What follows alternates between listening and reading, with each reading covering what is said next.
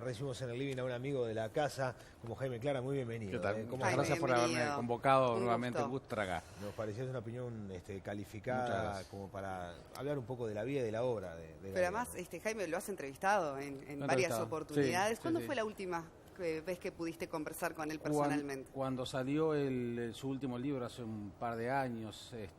Ayer justo pasaba la entrevista, parte de la entrevista en la radio. Y sí, cuando salió su último libro, ese libro que es una especie de calendario, ¿no? De reflexiones brevísimas, que en ese estilo que él encontró y que realmente era un maestro en el sentido del relato muy breve y todo eso. Claro. Y bueno, justamente ese calendario fue el último libro que editó y que lo pude entrevistar en Sarandí. La manera de pensar o en todo caso de proceder de Galeano, como nos puede ocurrir a los seres humanos a medida que vamos creciendo y madurando, fue cambiando. Fue modificándose, ¿no? Bueno, justamente la partecita que pasé ayer en la radio era la última pregunta que le hice, porque la pregunta tenía que ver con cómo evaluaba él el periodo y medio de gobierno del Frente Amplio, que él había tenido una serie de chisporroteos allí, alejándose del Partido Socialista, siendo muy crítico con el gobierno de Mujica por todo el tema de la megaminería, el tema de derechos humanos, y él ahí habló justamente de lo contradictorio que somos los seres humanos, de no tenerle miedo a la discrepancia e inclusive a las contradicciones.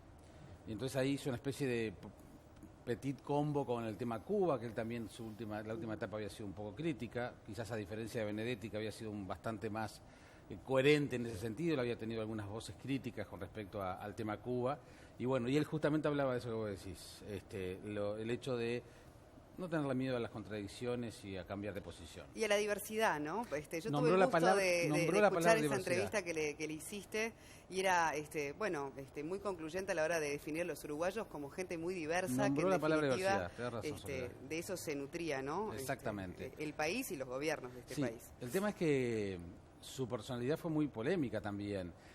Pasaba una cosa muy, muy clara, y seguramente tú lo has oído, que es el tema que sotoboche a muy poca gente le gustaba la literatura de Galeano. Te decían que no les gustaba Galeano. Sí. Pese a que no lo verbalizaban, no lo decían públicamente. Había una cosa que no les cerraba. Yo tengo mi teoría que tiene que ver mucho con una envidia no literaria, sino sobre el éxito comercial que es Galeano. Le pasó lo mismo a Benedetti.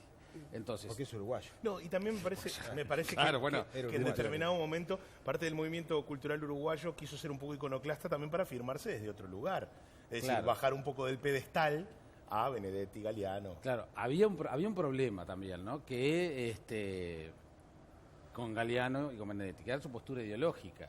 Entonces era muy difícil atacarlo por ese lado, porque en realidad estaba con todas las causas populares. Además, Las Venas Abiertas es un antes y un después de los ensayos de los años 60, y entonces lo que hace Galeano entonces es tener posturas muy, muy, muy contundentes en lo político, en lo social, y después en lo literario comienza a recorrer un camino que va desde el ensayo, muy poca ficción, prácticamente él desechó la ficción.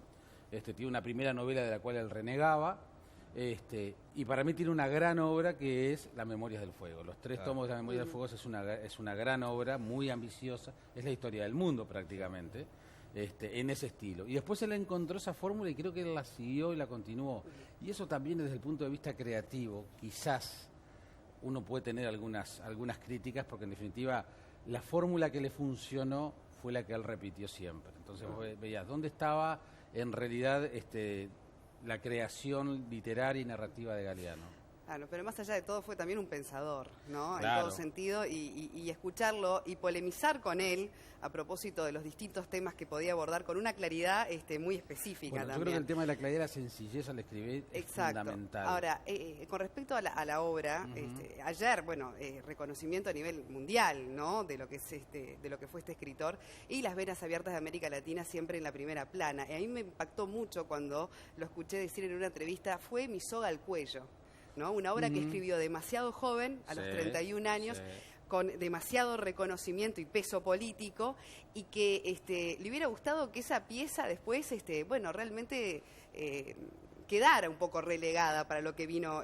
luego en su carrera, ¿no? Se empeñó en tratar de superar eso, ¿no? O sea, lo que le dio mayor éxito fue a la vez su soga al cuello, como él los describió. Y por si fuera poco, después vino Chávez y se la regaló Obama, y entonces eso despertó de nuevo el éxito del...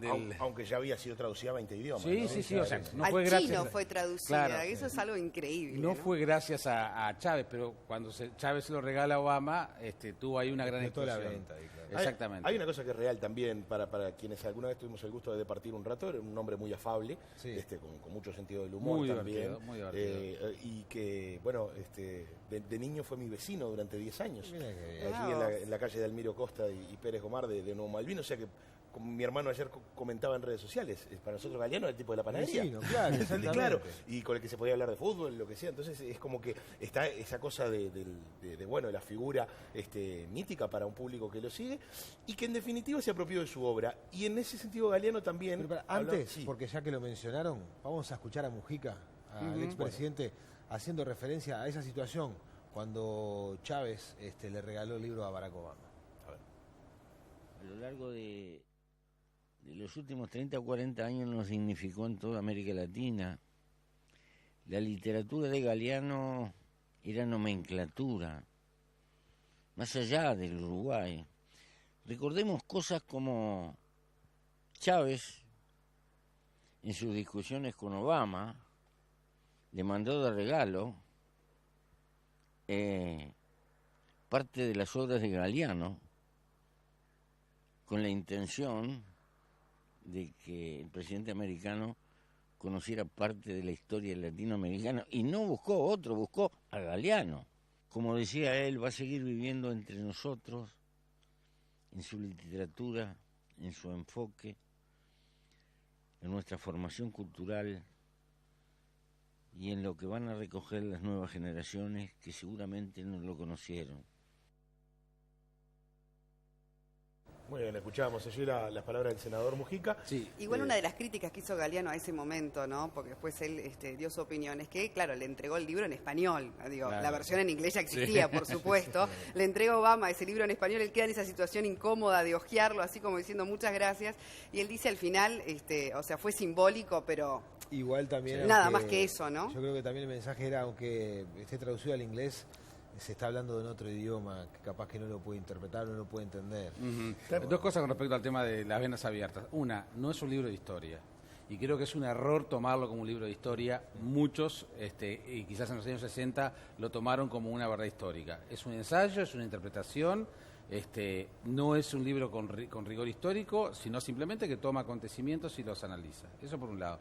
Y por otro lado, recordemos que hace, creo que fue un par de años, que Galeano, en una entrevista a un diario brasileño, dijo que hoy no escribiría y no leería Las venas abiertas de América Latina. Yo le escribí, fue la última vez que tuve un mail con él, él no me respondió, porque yo quería saber si él realmente esas declaraciones las reafirmaba o no, quería saber si los había dicho, porque en realidad nos quedamos con eso. Hoy inclusive muchos se están recordando esa frase que había dicho él o ese razonamiento, y él no me contestó ese mail.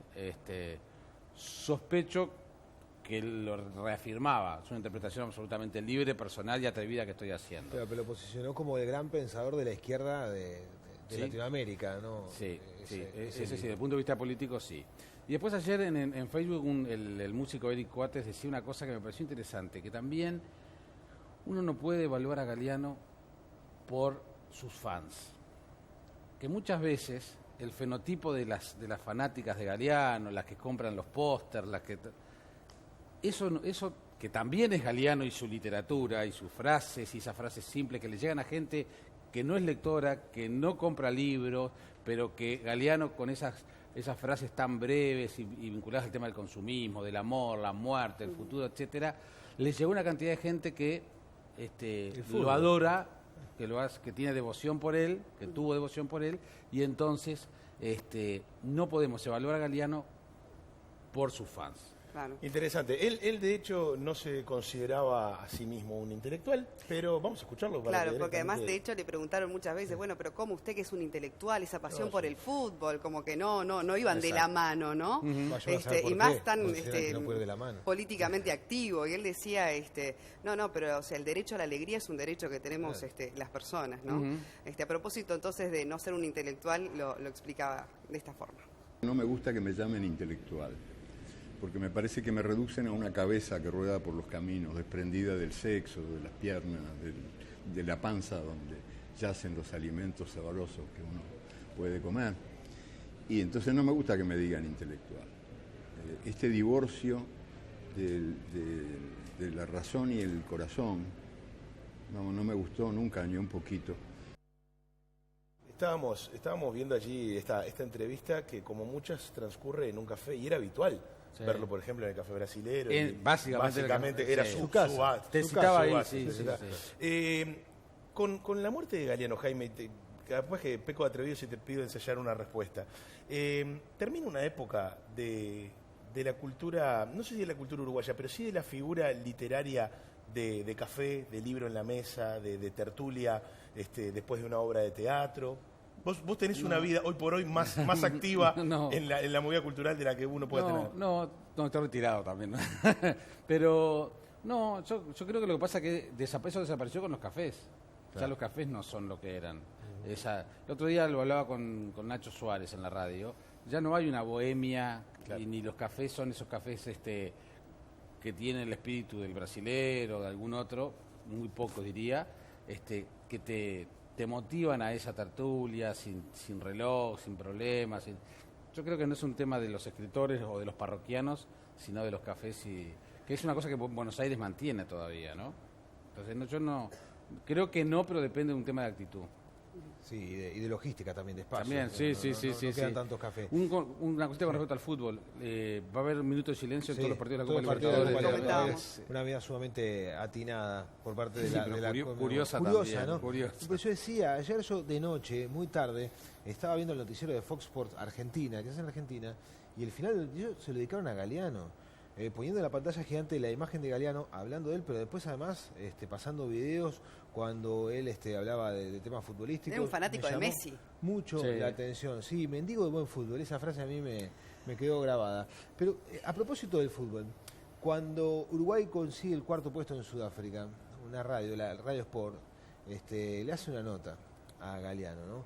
Y hace referencia a lo que fue el penal de Abreu, la mano de Suárez, habla de locuras lindas, y habla del recibimiento y que él prefería esperar a la selección entreverado con la gente y no arriba del escenario cuando se le iba a tributar el homenaje. Me interesaría hablar un poco de eso, de Galeano y la gente, ¿no? Galeano más allá del libro, de lo que escribió, del gran autor uruguayo. ¿Cómo era con la gente? ¿Cómo era el entregarse en las masas para recibir el cariño de los uruguayos, de los compatriotas? Tipo sencillo. Yo tanto no lo conocí, pero la sensación esa que decía Cristian recién, de un tipo bastante afable, el hecho de vivir siempre en un barrio de Montevideo, salía a pasear al perro, que se llamaba Morgan, yo el lo que perro. escuché una vez decir, a él, que él decía, la gente piensa que yo vivo entre libros y vivo en bibliotecas, pero yo me nutro para mis historias de la gente, de lo que escucho. Es decir, era un hombre que evidentemente vivía en su ciudad, entreverado como uno más. En esa última entrevista él me contaba su método. Él tenía unas libretitas, pero muy chiquititas, ¿no? Ni siquiera era una libreta tipo agenda telefónica de las de antes, sino al revés, muy chiquita. Y ahí iba anotando, y él caminaba mucho, hacía mucha rambla, paseaba por el barrio, entonces en ese sentido lo hacía un tipo muy cercano, y por eso yo insisto en el tema de que no valoremos a la personalidad de Galeano en función de sus fanáticas, que fueron las que lo idolatraban mucho, y más en Argentina, más en España. Fanáticas, refiriéndote al género femenino, quizás porque él tenía... era un gran antimachista, ¿no? Claro, vamos a decirlo también, donde valoraba mucho, incluso en sus cuentos, rescatar figuras femeninas. Bueno, ahora el próximo libro que sale el jueves en España es Mujeres. ¿Salió ayer? Mujeres. ¿No salió ayer? Decía que no, el jueves. El jueves sale en España. El martes que viene el que sale es acá. Una biografía no autorizada que se adelantó. Y digo no autorizada porque él no quería que la hicieran, pero es absolutamente devota de Galeano. Yo lo entrevisté ayer en El Observador a su autor, que es el corresponsal de Brecha en Buenos Aires. Se iba a editar para la Feria del Libro y ahora de Buenos Aires y ahora se adelantó. Lo del público femenino que digo, Galeano era la gran estrella de la Feria del Libro de Buenos Aires, por ejemplo, siempre. Y reconozcamos que esa frase que yo digo, muy simple, muy sencilla, pero porque tipo además en las entrevistas que escuchábamos recién, él te estaba diciendo frases a veces un poco retóricas que vos decís, ¿dónde está el sentido? No sé, camino por la vereda me camina, una cosa media entre poética, a veces un poco cursi, y por ahí es donde yo hablo del tema de las frases de almanaque o del señalador del libro del mercado de los artesanos. Y ahí el público es mayormente un público femenino, claro, ¿no? Por ese lado es que lo tipifico, pero tampoco quiero decir que es exclusivamente un público femenino el de él, pero la tipología de esas fanáticas y devotas, que insisto, que tuvo el privilegio Galeano de llegar a gente que jamás compraría un libro de Saramago. A propósito de eso de la libretita, el hecho de la libretita, lo recordaba con mucho cariño Rosenkopf ayer cuando era consultado por los colegas del noticiero, que hacía referencia a la miopía que tenía Galeano y que escribía muy cerca de aquella diminuta libretita. Vamos a revivir ese momento entonces escuchando a Rosenkopf. Lo que daba mucha bronca, Eduardo estaba en su plenitud intelectual, 74 años, fíjate. Además, arrancó desde muy muchacho. Nosotros nos sintonizamos cuando él tenía 20 años, estábamos los dos en Brecha. Él era secretario de redacción de Brecha, lo había designado Quijano. Pero Eduardo deja una impronta formidable. Sobre todo hay una trilogía de Eduardo que es una Biblia para América Latina, que es Memoria del Fuego. Es, sin lugar a duda, una ausencia que nunca va a ser ausencia. Galeano está presente con una de las mejores expresiones que ha dado el Uruguay. Fíjate vos, todo ese periodo de brecha, de marcha, te digo, y la Casa del Pueblo, donde se mezclaba Mario Benedetti, Frugoni, Raúl Sendic. Era clásico verlo con aquella libretita de apuntes chiquita. Era impresionante porque andaba con esa libretita y un lapicito y esa miopía que tenía, que se lo tenía que poner contra los ojos. Anotaba cualquier anécdota, cualquier frase, cualquier comentario. Mauricio, ¿cómo hay que recordar a Eduardo? Leyéndolo. Nacerán y volverán a morir y otra vez nacerán y nunca dejarán de nacer porque la muerte es mentira. Y nunca dejarán de nacer porque la muerte es mentira. Muy bien, bueno, mucha gente, ¿verdad? Habló ayer a propósito también de la amistad que tenían con él, o del reconocimiento, o de lo que nos lega, ¿verdad? Todos como uruguayos. Ahora, por otra parte, hablaba mucho también, como decías, Jaime, como pensador, como desde el consumismo hasta el miedo, una de las cosas que dijo, el futuro, la muerte, que vivimos paralizados. Dice, el miedo es el gas paralizante de esta sociedad. Y también comentaba en un momento en alguna de las entrevistas que le hicieron que vivimos en una humanidad loca. Así que si les parece, también vemos, repasamos uno de esos fragmentos. La época más loca para usted de la historia de la humanidad. El perro verde. La actual, creo, sí. Nunca el mundo estuvo tan loco en el sentido feo de la palabra locura, no en el sentido lindo, ¿no? Loco en el sentido de que es un mundo que destina sus mayores recursos y sus mejores energías al exterminio del prójimo y al exterminio del planeta, de paso. O sea, nos matamos entre nosotros y de paso exterminamos la casa donde vivimos. Jesús Quintero lo entrevistaba. No tenía, era un profesional de lo que hacía, o sea, claro. La vida lo transformó en un profesional de esto, pero no tenía un método, una rutina. Bueno, me tengo que sentar a escribir porque no, él llamaba que la mano era la que lo impulsaba y cuando la mano llamaba, le latía, él ahí se sentaba y escribía. Sí, pero era un lector voraz, porque esos datos que encontraba él solo, vaya a saber por dónde, o recorriendo museos. Yo recuerdo que una vez visitando el Museo del Oro en Bogotá, te encontrabas con prácticamente la mitad de la obra de Galeano, porque estaban todas esas leyendas indígenas de los comienzos de del continente, era muy particular. Y además yo lo que quiero destacar, que era un gran comunicador también. Seguro. Y digamos, con una voz privilegiada, manejando los matices de sus textos para comunicar, y de hecho terminó en todos estos últimos años haciendo de alguna manera espectáculos, recitales. Este último libro que yo les comentaba lo presentó en el Solís, 2 días seguidos porque se agotaron las invitaciones. Es decir, también él montó parte de una especie de show, pero no lo digo despectivamente, digamos, pero aprovechando sus condiciones de comunicador. Totalmente. Creo que es un privilegio también que él supo aprovechar en su favor. Y recordemos también, porque si bien el libro creo que ahora se ha olvidado con pena y sin gloria, pero que generó un movimiento en la década del 90 en su contra, un movimiento intelectual liderado por el hijo de Vargas Llosa, de Mario, Álvaro Vargas Llosa, que generaron un libro que tiene prólogo de Mario, que se llama Manual del Perfecto Idiota Latinoamericano, que es un libro que tuvo muy buena repercusión en los 90, que fue una crítica despiadada a lo que fue el pensamiento a partir de las venas abiertas de América Latina. También Galeano generó eso, ¿no? Sí, claro. O sea, también generó las críticas que estamos hablando y todo eso, pero generó un movimiento de intelectuales que lo atacaron por el lado político duramente, a lo cual Galeano no sé cuánto lo pudo haber afectado. Las veces que se lo pregunté fue de teflón, le resbaló y no ignoró absolutamente eso. Pero también Galeano generó esa cosa muy fuerte de intelectuales que en su momento fueron importantes, sobre todo en la década del 90, insisto. Jaime, una de las últimas preguntas que le haces en esa última entrevista tenía que ver con el reconocimiento en su propio país, con respecto además a lo que era su valorización, digamos, en el exterior, de forma internacional. Y él prefirió no contestarte esa pregunta. ¿Qué memoria que tenés? ¿Qué conclusión? No, la escuché hace muy poquito. ¿Qué conclusión sacás de que él no haya querido contestarte a propósito de su reconocimiento, digamos, en su propio país? Esto que estamos hablando. El darse cuenta que le faltaba el reconocimiento en su propio país. Él tenía 2 opciones, o ignorarlo como lo ignoró y no querer contestarlo, amablemente, pero no lo contestó, y bueno, y lo otro que le quedaba por decir era reconocer que él en su país no era considerado, era criticado. Yo insisto, si uno mira a cualquier lado que mire o a cualquier lado que uno viaje, le hacen referencia a Galeano, y aquí no, y aquí se lo critica. Pero no entendía por qué es parte de una uruguayés el no reconocer a los nuestros. Sí, está bien, pero es una mezquindad terrible, claro, Federico, es horrible. Eso habla mucho de nosotros. Por eso mismo.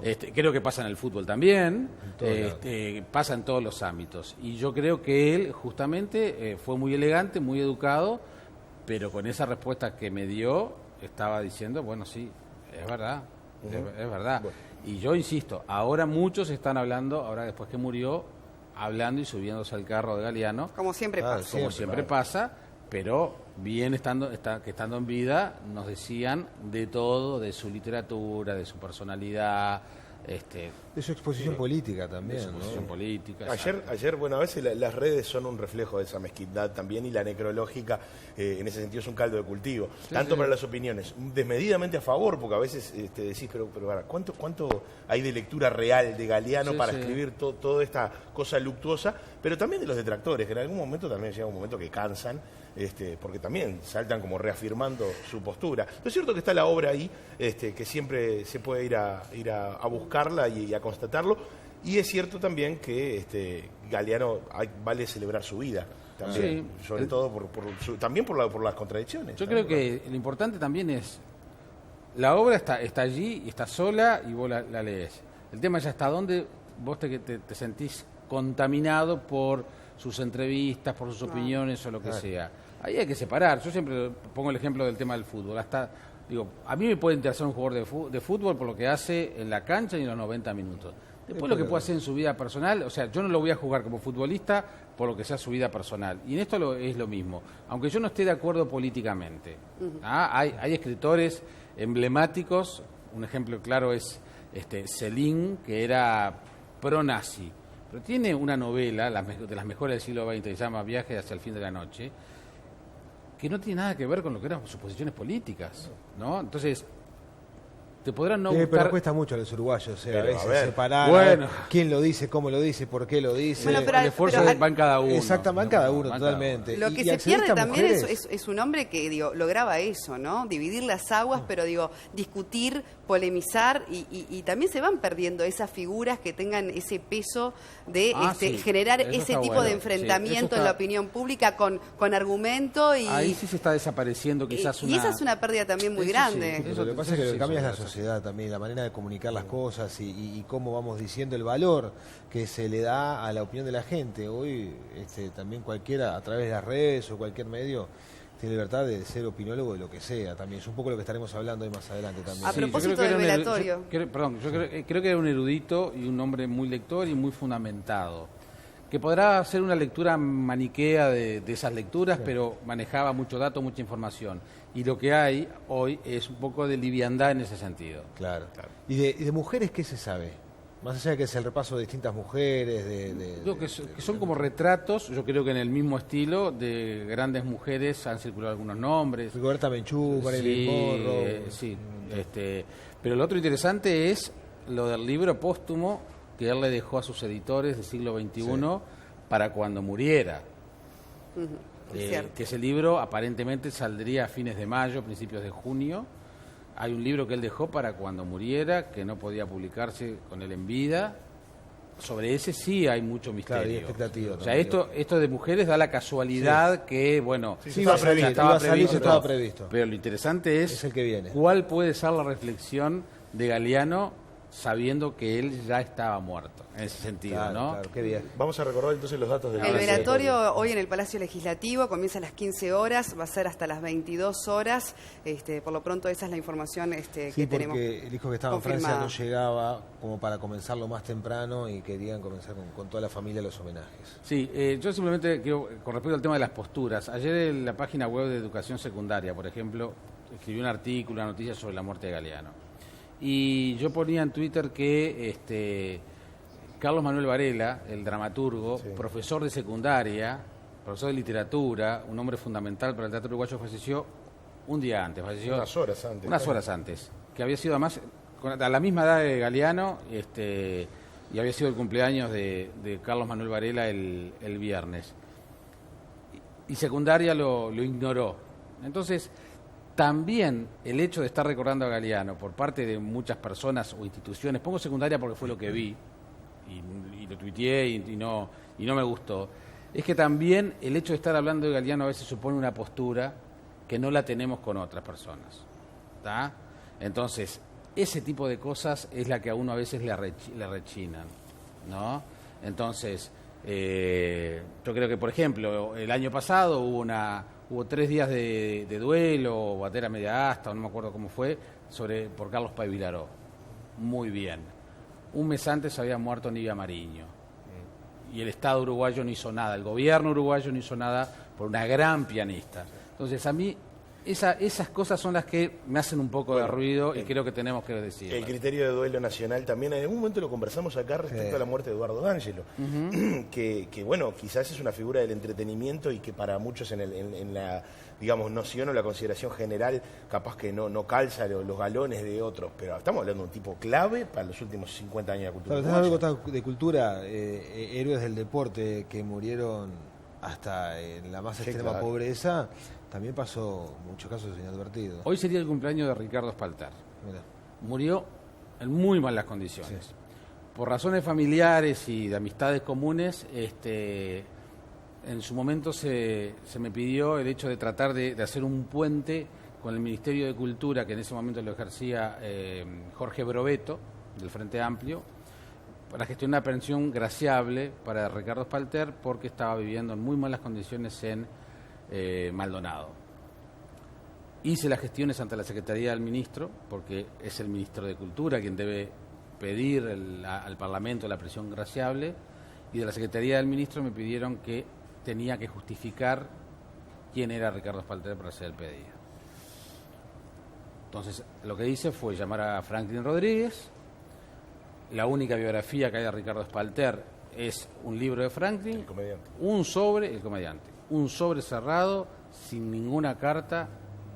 Por supuesto, se murió antes, Sí, claro. lamentablemente. esas cosas son las que a uno le rechinan un poco. Totalmente. Jaime, muchísimas gracias por favor. por esta Muchas visita. Es un gusto encontrarnos nuevamente. Y vamos a despedirnos y vamos a cerrar este capítulo de Buen Día Uruguay agradeciéndole de corazón a Jaime, escuchando a Galeano, ¿no? Y ese derecho a soñar, ¿no? Tenía que tenemos todos. El mundo, que está a patas arriba, se pondrá sobre sus pies. En las calles, los automóviles serán pisados por los perros. El aire estará limpio de los venenos de las máquinas y no tendrá más contaminación que la que emana de los miedos humanos y de las humanas pasiones. La gente no será manejada por el automóvil, ni será programada por la computadora, ni será comprada por el supermercado, ni será contemplada por el televisor. El televisor dejará de ser el miembro más importante de la familia y será tratado como la plancha o el lavarropas. La gente trabajará para vivir en lugar de vivir para trabajar. En ningún país irán presos los muchachos que se nieguen a hacer el servicio militar, sino los que quieran hacerlo. Los economistas no llamarán nivel de vida al nivel de consumo, ni llamarán calidad de vida a la cantidad de cosas. Los cocineros no creerán que a las langostas les encanta que las hiervan vivas. Los historiadores no creerán que a los países les encanta ser invadidos. Los políticos no creerán que a los pobres les encanta comer promesas. El mundo ya no estará en guerra contra los pobres, sino contra la pobreza. Y la industria militar no tendrá más remedio que declararse en quiebra por siempre jamás. Nadie morirá de hambre, porque nadie morirá de indigestión. Los niños de la calle no serán tratados como si fueran basura, porque no habrá niños de la calle. Los niños ricos no serán tratados como si fueran dinero, porque no habrá niños ricos. La educación no será el privilegio de quienes puedan pagarla, ni la policía será la maldición de quienes no puedan comprarla. La justicia y la libertad, hermanas siamesas condenadas a vivir separadas, volverán a juntarse, bien pegaditas, espalda contra espalda. Una mujer negra será presidente de Brasil y otra mujer negra será presidente de los Estados Unidos de América, y una mujer india gobernará Guatemala y otra Perú. Y en Argentina, las locas de Plaza de Mayo serán un ejemplo de salud mental, porque ellas se negaron a olvidar en los tiempos de la amnesia obligatoria. La Santa Madre Iglesia corregirá algunas erratas de las piedras de Moisés. El sexto mandamiento ordenará: festejarás el cuerpo. El noveno, que desconfía del deseo, lo declarará sagrado. La Iglesia también dictará un 10º mandamiento que se le había olvidado al Señor. Amarás a la naturaleza de la que formas parte. Todos los penitentes serán celebrantes, y no habrá noche que no sea vivida como si fuera la última, ni día que no sea vivido como si fuera el primero.